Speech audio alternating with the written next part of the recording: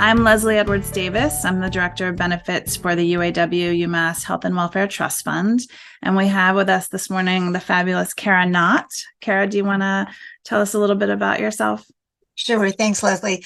Hi, good morning. I'm Kara Knott, and I'm the Director of Student Parent Programs here at UMass. And I'll have an opportunity today to talk a little bit more about what we do and share with you some of the benefits and resources for grad students. Thanks, Kara. I wanted to talk primarily about the trust fund's childcare reimbursement benefit.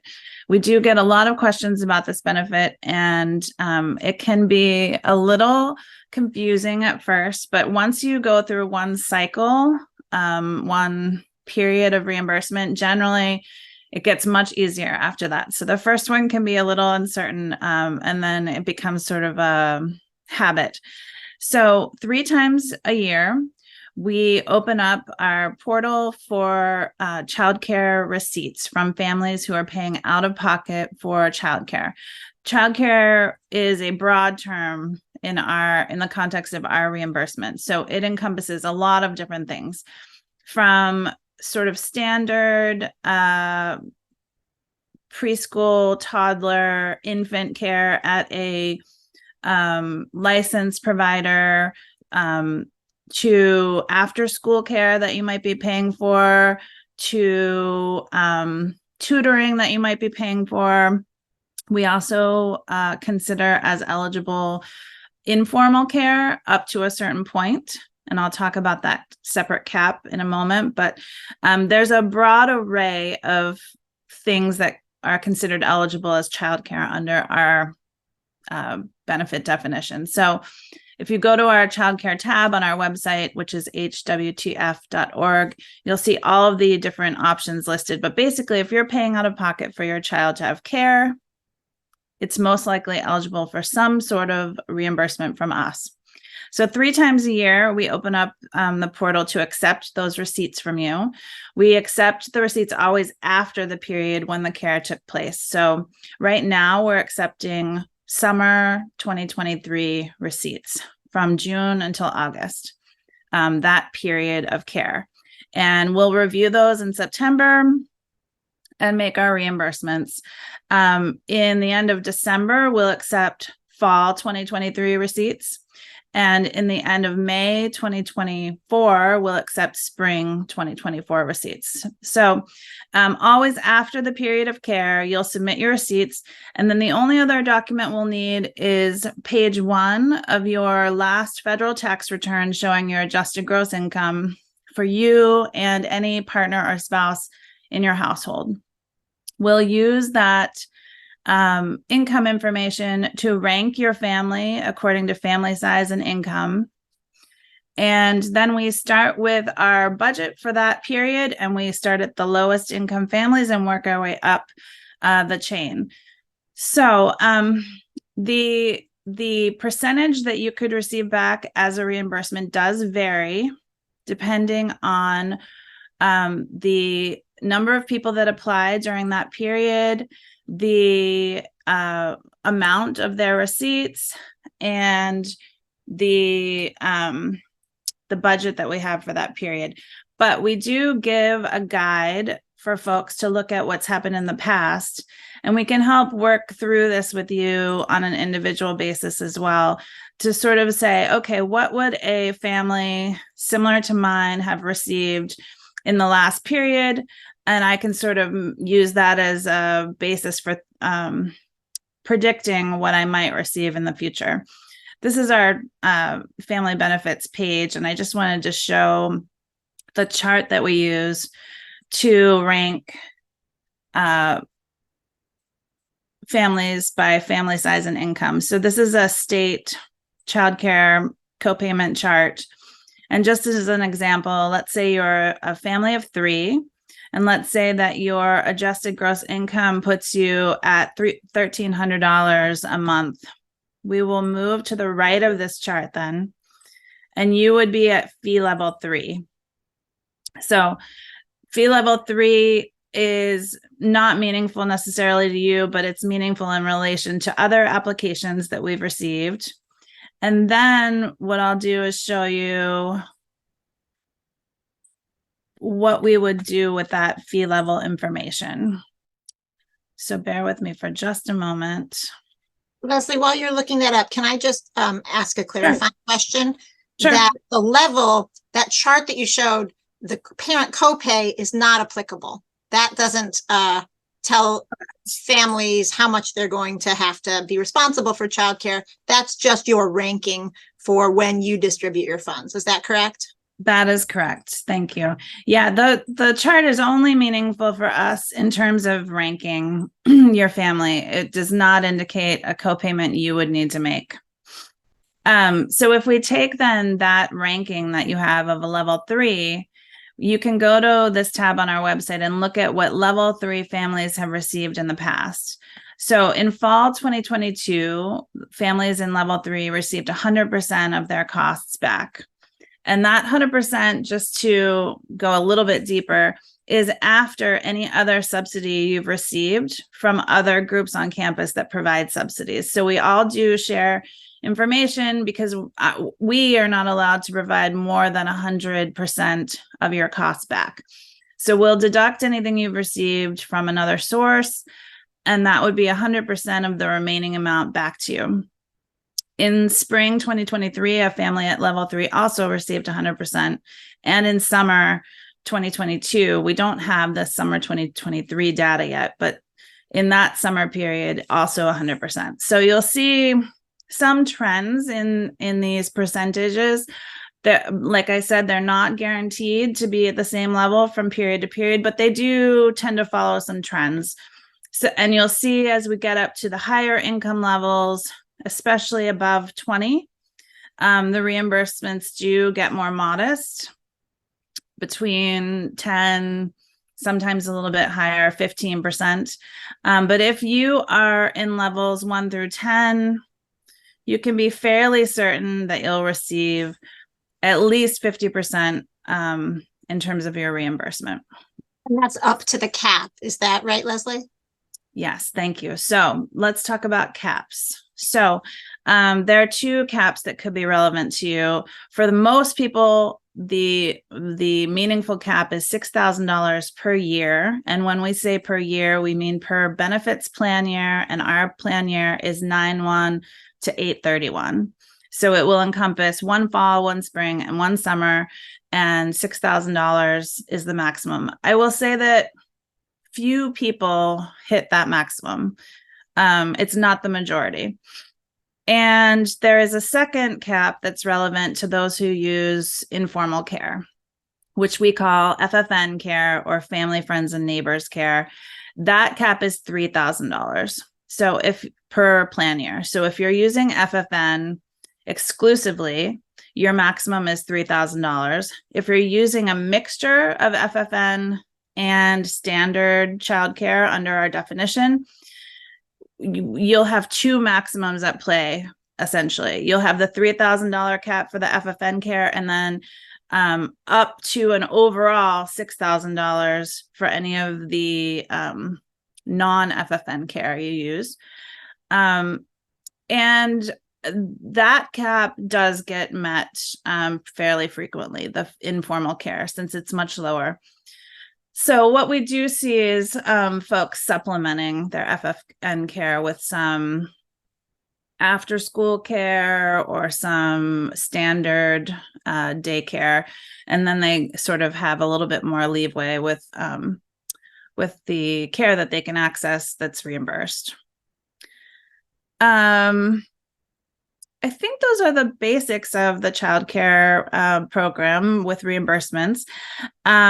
We certainly talk to a lot of people one-on-one, and I have a scheduling app that I can put in the chat where you can schedule a one-on-one session with me, and we can go over your exact situation and all the intricacies of it. We do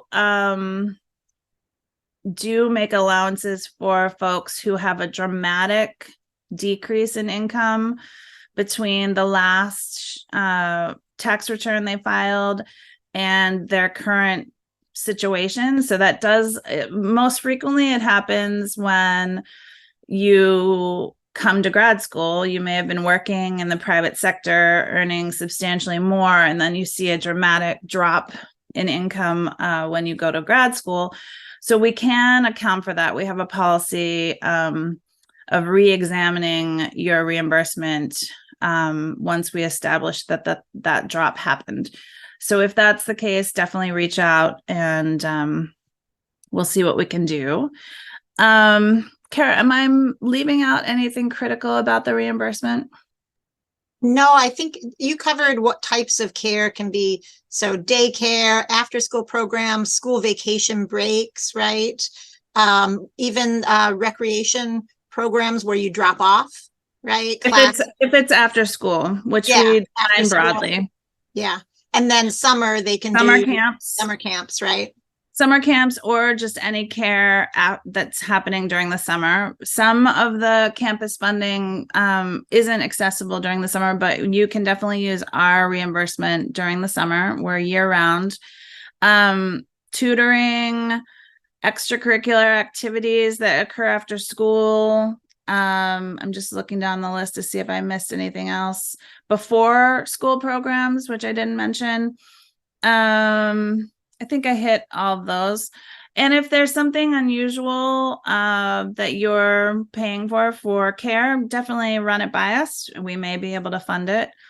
But what we do see is that the best case scenario for families is generally to apply to our reimbursement fund, but also to be aware of and applying to the other campus sources of funding.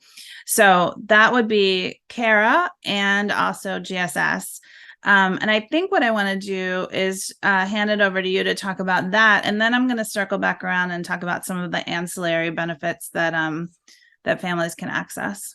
So yes, as Leslie said, it's really important that you apply to everything you can. We know that Massachusetts has the highest cost of childcare in the country. And so any subsidies that you're going to get are going to help, but are not going to fully cover the cost of full-time daycare, particularly for infants.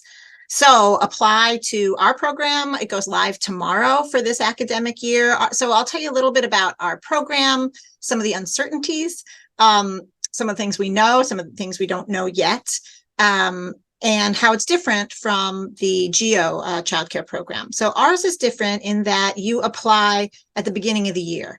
So, or anytime throughout the year, but our application goes live tomorrow. It's an online application through Academic Works, which is the university's scholarship application portal. So you do a general application through Academic Works. You can go to our webpage. Can I share my screen? Great. So if you go to our homepage, you'll see there are these blue buttons at the top that say Find Childcare. So that's a place you can go to learn more about your childcare search and creating a childcare plan.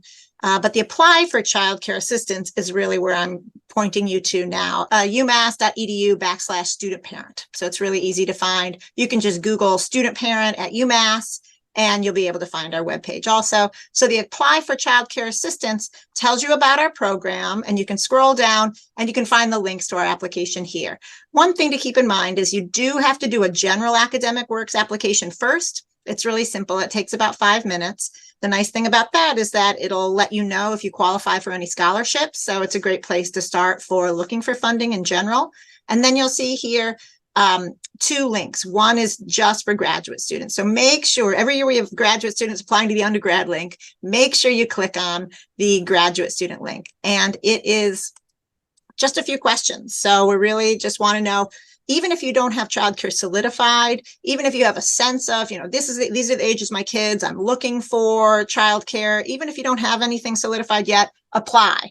Because our application process is a little different. We meet with every applicant because we want to make sure that you really have a childcare plan that's going to work for you. So if you've considered school breaks or whether daycare is going to align with your course or research schedule, are you thinking about summer? We want to just have the whole picture of what your needs may be for the year, so that as we rank families, and we do it similarly to how Leslie does in the GEO program, that family size, composition, income are priorities. But for graduate students, we also prioritize students who are not eligible for GEO benefits So, but that to say, most of our graduate student applications do get funded as long as they're within the income rankings that would qualify.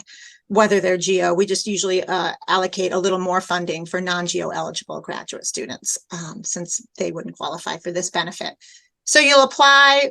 Our staff meet with every applicant. We also try to connect you with various resources and supports that may help ease some of your budget or some of the challenges that you might be facing, whether that's connecting with WIC or SNAP, the Survival Center. If you don't live in the Amherst area, maybe connecting to other resources in your area, and really familiarizing you more with student parent programs and some of the other things that we can do to support you during your time here getting your degree. So that process can take, maybe 3 to 4 weeks, and it's one application for the entire year. So we'll check back in spring and say, have your childcare needs changed? Try to get an update, but you don't have to reapply. We put an announcement out for those who haven't applied yet. And same for summer. Unless we get a separate funding source for summer, we can use that same application that you've done in the fall or at whatever point in the year you do it to consider you for summer funding also. So one of the other differences with the GEO program is that we try to estimate before you've made all your childcare decisions so that you can have a sense of, because we know a lot of people who can't get the childcare unless they know for sure that they're going to get reimbursed, that they're going to get that funding. So we try to give you a sense of this is how much we'll be able to offer you in funding this year. Or this semester, depending on how we do it. Some of the changes for our program, we're not going to know about until September. We have a big federal grant that we apply to. It's a 4-year grant that provides a lot more funding for childcare subsidies for low-income students. So we'll know in the first 2 weeks of September. So I highly recommend that you get on our email list. So if you go to our homepage, there's a button that says be added to our email list. If you do that, we'll update you. We'll send out emails.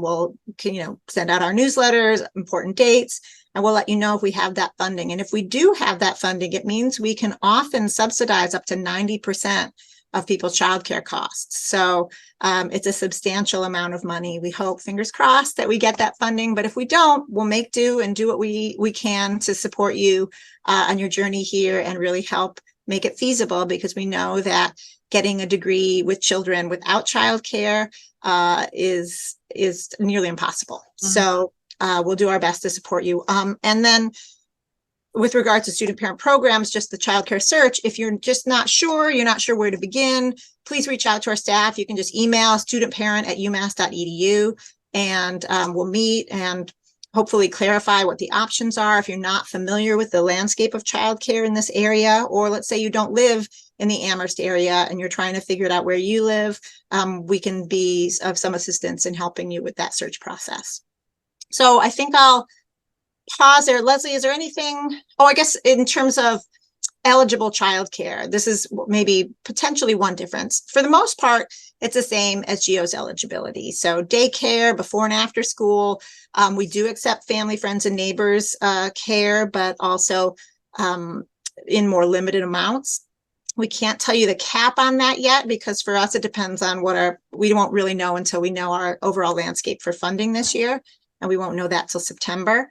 But definitely apply. And recreational programs in the summer can count. If we have federal money, that has more restrictions, and they require EEC licensed childcare only, or nationally accredited childcare facilities. So that funding will not include recreational programs unless they're nationally accredited and EEC licensed. But we have other funding streams we can sort of mix and match. So make your childcare plan to encompass all of the kinds of care that you may need.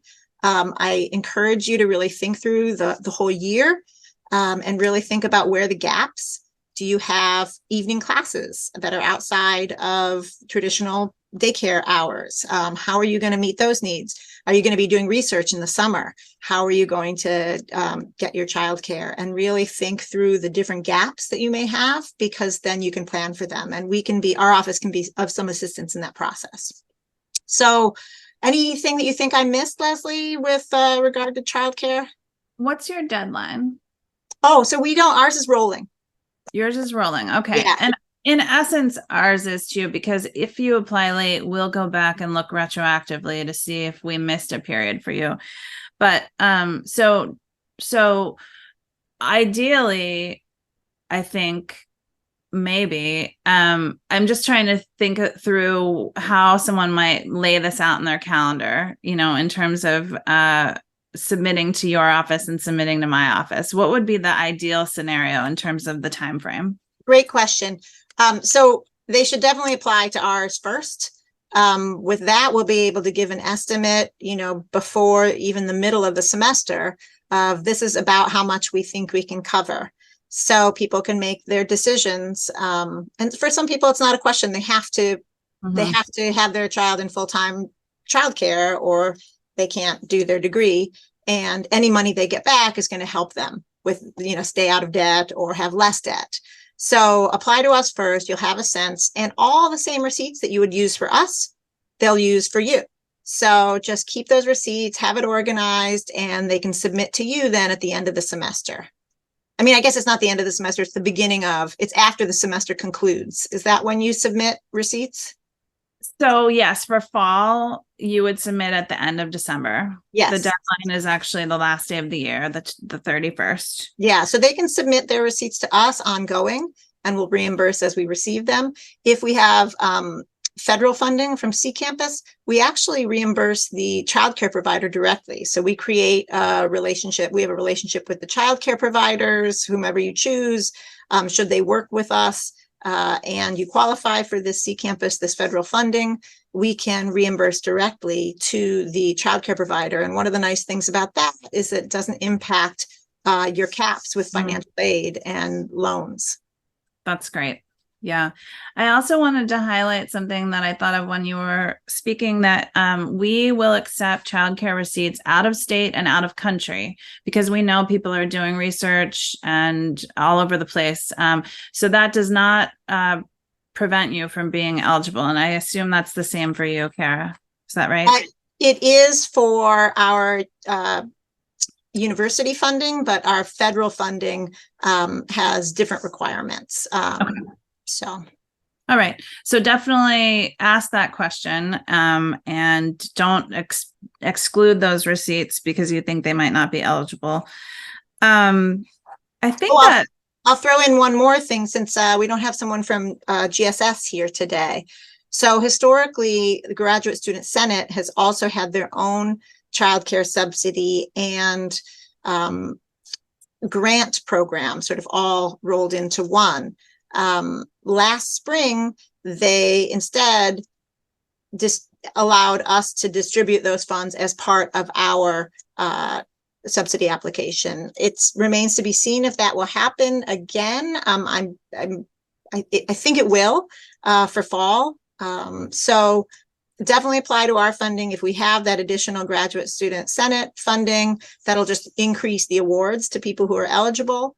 But if they decide to distribute it themselves separately and have an application, sign up for our email list. You should get an email from them, but we'll send it out also. So if you're on our email list, we'll send you any news and information that's relevant for student parent families, whether that's funding coming from us, GEO, GSS, wherever.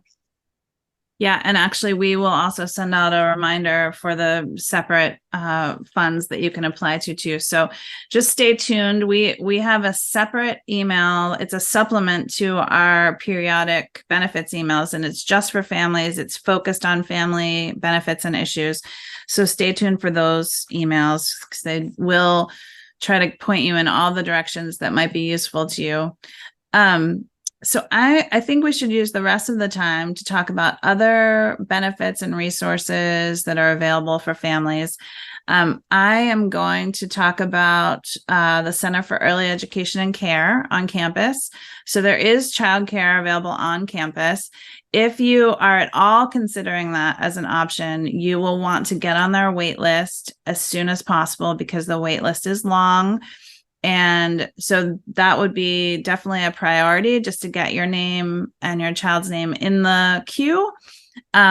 We provide subsidized slots in that center, down to $0 for 30 hours of care at the center. So if you're income eligible, that can be a huge component toward funding your childcare.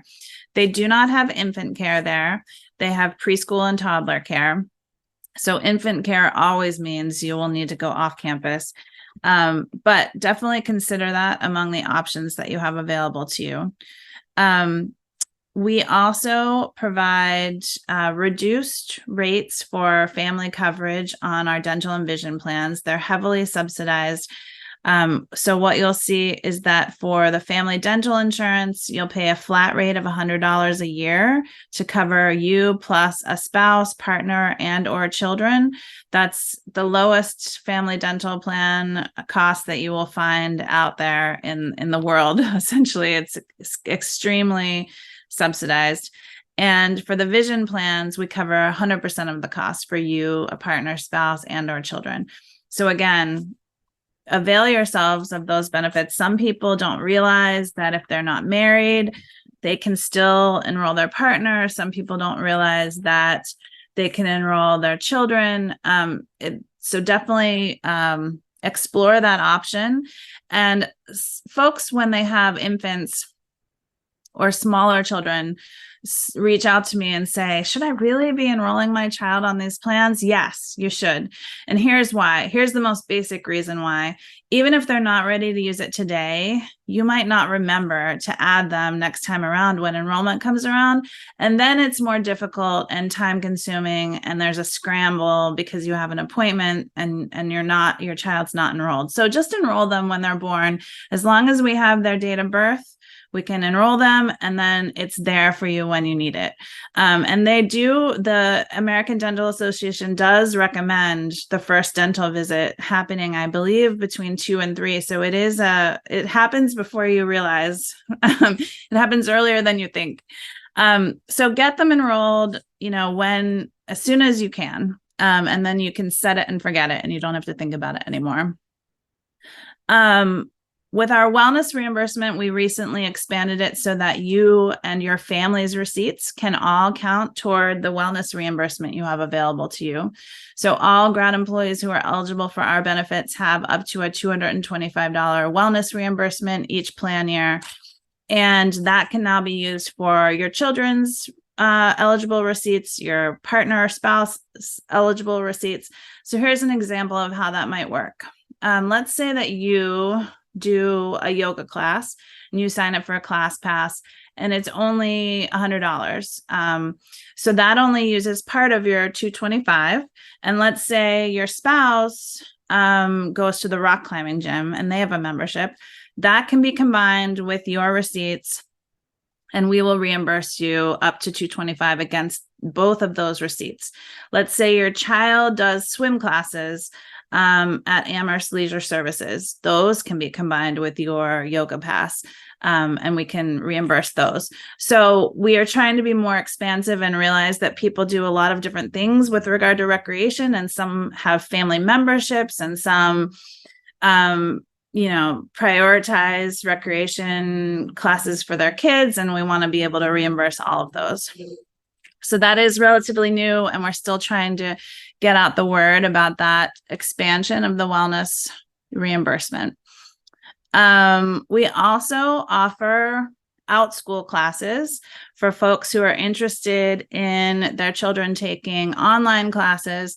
Outschool is a platform that provides pre-K through 12 academic programming and creative programming. You can take anything from a coding class for teens where they can create their own video game, to a class for smaller kids in doing a certain craft. There's language classes, there's math tutoring, there's a wide array of academic programming available, and we will give you up to $250 per child per year to use toward those classes.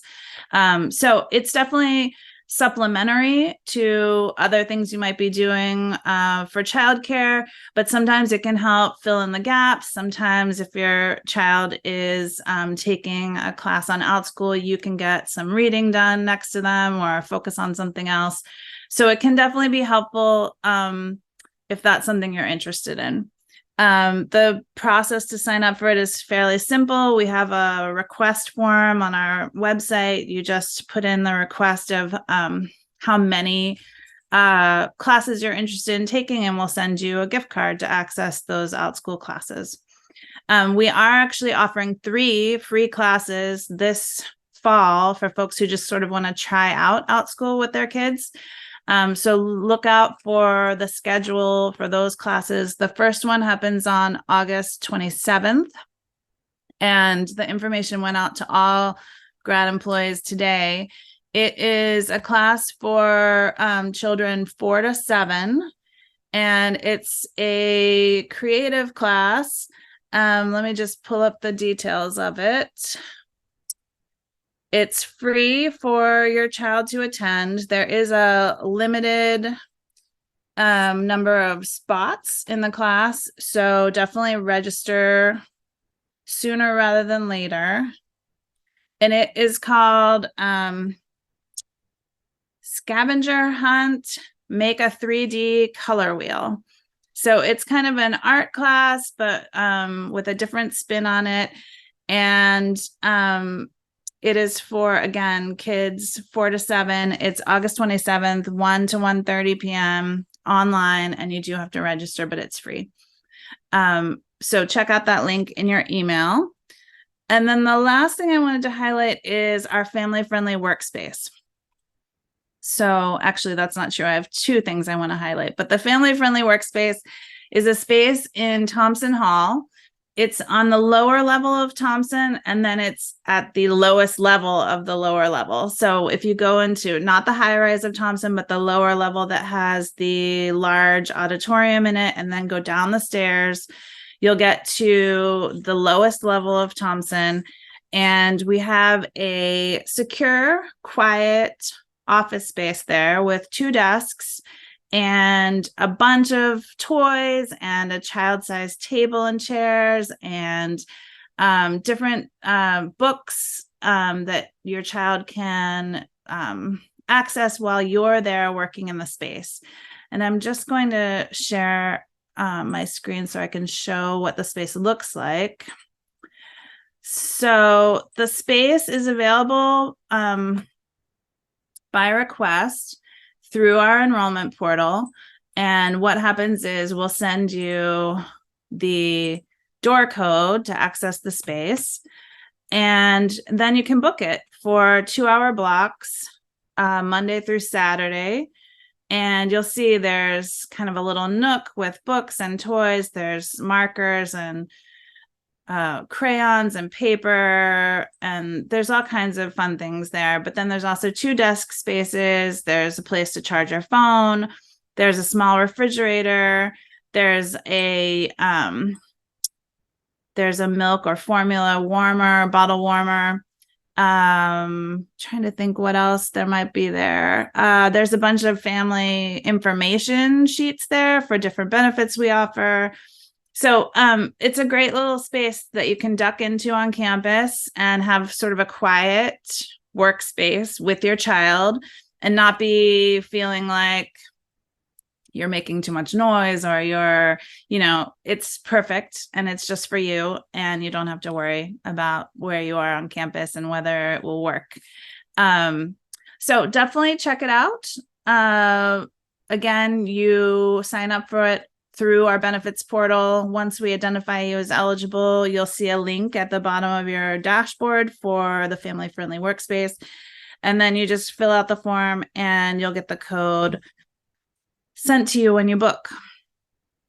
And the last thing I wanted to highlight is that we do events for families all throughout the year, many of them in conjunction with Kara's office, because we recognize that families can get kind of lost in the shuffle on campus. So much is designed for single students, and we want to design things specifically for you based on the feedback that we get from families about what kinds of events work for them, the timing that works for them.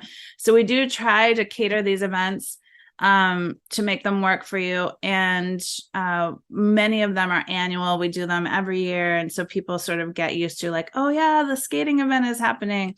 So that's a January break event that we do where we book the UMass Mullins Center skate rink. We cover the cost of the skate rental, and you and your family can come and skate, and we provide like hot cocoa and snacks. So take a look at the schedule of events because there are a bunch that are definitely catered toward families and kid-friendly and free. I don't know, Kara, you do a lot of events like that as well. So if you want to talk about some of the events that you do for families. Yeah, absolutely. And I'll just share a little bit more about our office, what we do, how we support student parent families, and get into some of our events as well. So I'm going to start with funding, just because if you don't have your needs met, your basic needs met, it's really hard to focus on all the other things.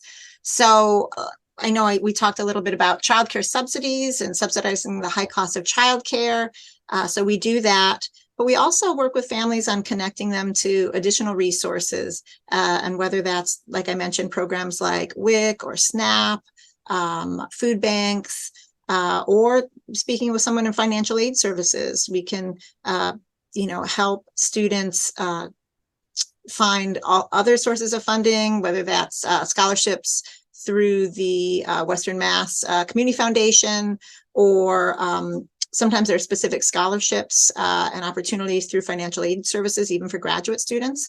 So definitely connect with our office if you're really struggling to get by month to month. If your finances are getting in the way of you continuing your program, definitely reach out. So the other piece of funding that we have is family grants. So we have family grants for students for one-time emergency expenses that are non-child care related, that are getting in the way of your degree progress. And so people use these emergency grants for things like, sometimes it's a high copay, sometimes even just childbirth alone, you might have a high medical bill. So people have applied for family grants for that, similar to how people apply to the Dean of Students Office emergency grants, but ours are more specific for families. So we know that families depend on a car to drop off at daycare most of the time. So sometimes if your car breaks down and you can't afford those expenses, you could apply for a family grant. People apply for family grants for things like new winter boots for the kids, just kind of basic things that you need that come up, that when your budget is really fully allocated, those kinds of things can really throw it off. So there are a lot of different things. If you're not sure, you can always reach out to our office and see if it would be something that's appropriate. They are really reserved for income eligible students, but that income eligibility is kind of similar to Pell. So if you were curious, you could look up Pell. The threshold is pretty high, but that's what UMass considers for the definition of low income for the university in general. So that's what we use for the determination for our family grants. So you can apply for up to 500 per semester, up to a maximum of 1,000 per year per household for emergency grant funding. So I'll put that out there in terms of another resource. We also help connect you to your departmental funding options. If you're in College of Ed, they have their own emergency grant program. Different departments have those. So we always suggest try to get their funding first, because sometimes they have more. If they don't, we'll hold your application and review it with our committee. So we fund most of the applications that we get that are eligible, and that when people submit their documentation, there are very few that we're not able to help. So definitely, if you find yourself in that position, reach out, find out if a family grant would be right for you. But what else do we do at student parent programs? We're really, we like to think of ourselves as a one-stop shop for student families. and your whole family. So if something's getting in the way of your degree, maybe you're having an issue with a faculty member who's not been supportive. Maybe your child has been sick and you've had to miss some classes and you're having a conflict with a faculty member or an advisor. We can really help advocate for you and connect you to the other campus resources that'll advocate on your behalf so that you can move forward with your degree. We also advocate collectively on behalf of student parents across the university for more family-friendly policies and practices. And resources for parenting students, more childcare funding, more funding for family grants, and more understanding within departments about how to best support parenting students. And then with connection with regard to our events and programming, just as Leslie said, that just being a parent can be isolating, especially parent to young children can be isolating. And when you're at a university that feels like it's designed for somebody else, even more so. So we do a lot of events and programming to build connections and also to connect you to campus. There are events that are campus-wide events that families aren't always aware of. And so we try to do family program at campus-wide events as well, so that you feel welcome, that your children feel welcome, that you feel like this campus is for you. So we do family-friendly events on campus, whether that's our end-of-year student-parent graduation and celebration, which is really fun.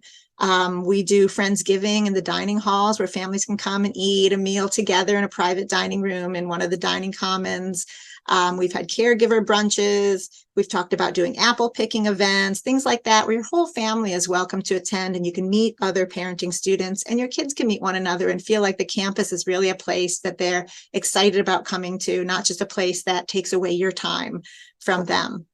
But then we also have things that are just for student parents, like our support groups. So we do virtual support groups. We'll send out our mailing of our offerings for this year soon. In the past, we've done single parent support groups. We've done support groups for new parents. We've done our general support groups. Sometimes they're over lunchtime via Zoom. Sometimes they're in the evenings. So that's been really a helpful way for folks who don't necessarily live close to campus and can't come to in-person events to feel connected and feel supported.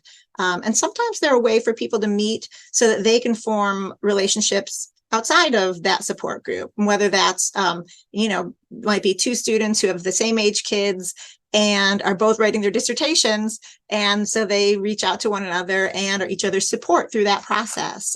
So those support groups can be a really great way to facilitate connection that can exist beyond those groups.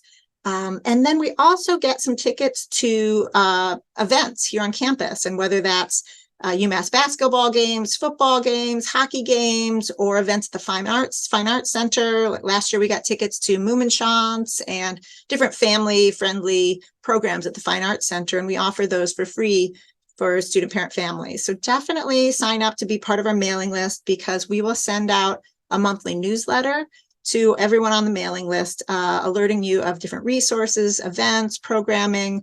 And we also, in each newsletter, put family-friendly events in the area. So if you're new to the area and you don't know, in December, there are these great, holiday light shows or these different kinds of events, most of them free. It's a great way to learn about the area and different events that are family-focused. And a way to connect if you're a student and you have a non-student partner or spouse. It's a nice way to help them feel oriented to the area as well.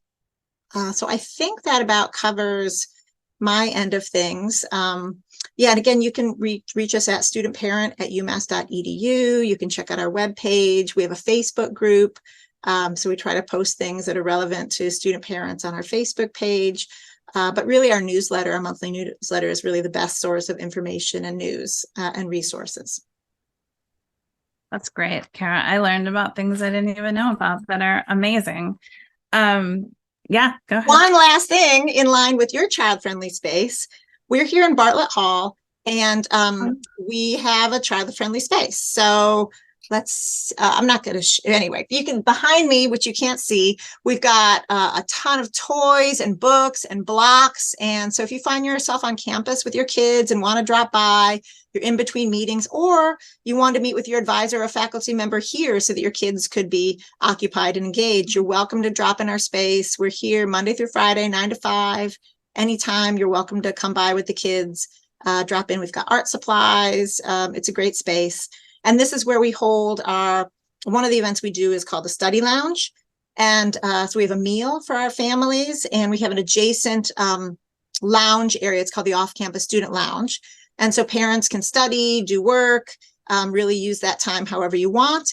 And we provide supervision of the kids doing children's activities in this space. And it's all connected. We can close the doors, so it's really safe, feels enclosed, but there's separation between where the parents are studying and where the kids are playing. And that's a great resource as well for students. One last thing I wanted to highlight is that our benefits fair, our annual fair, is coming up. It's on the 30th of August from 11 to 2 in the Student Union Ballroom. And there are a ton of family activities and resources that will be available at that fair. So we are having the Happy Face Painter, which was a big hit last year. You can bring your kids. Free face painting between 11 and 2. There's free food. There are tables from different organizations like student parent programs, also other family-friendly providers out there in the community. And you can get your questions answered. We'll be there. We can answer more detailed questions about the childcare benefits we offer. So it's a great place to do sort of a one-stop, get all of your benefits, enrollment taken care of, but also have a little fun. And there's music, there's free chair massages. So yeah, definitely stop by the benefits fair, see Kara and I, ask us any follow-up questions you might have. So I think that's all on my end. Kara, do you have anything else that you wanted to add? Nope, that's it for me. Okay, great. So check out some of our other benefits info sessions that are happening this week and next week. Check out the benefits fair. The recording of this will be posted on our website probably by the end of the week. We will pick a winner from those who attended for a gift card, and we'll contact you if you're the winner. But otherwise, thank you so much for spending the last hour with us. Let us know if you have questions after the session. Welcome to UMass if you're new. If you're coming back, welcome back. And take care. Thanks, Kara, so much. Absolutely. My pleasure. Take care, everyone.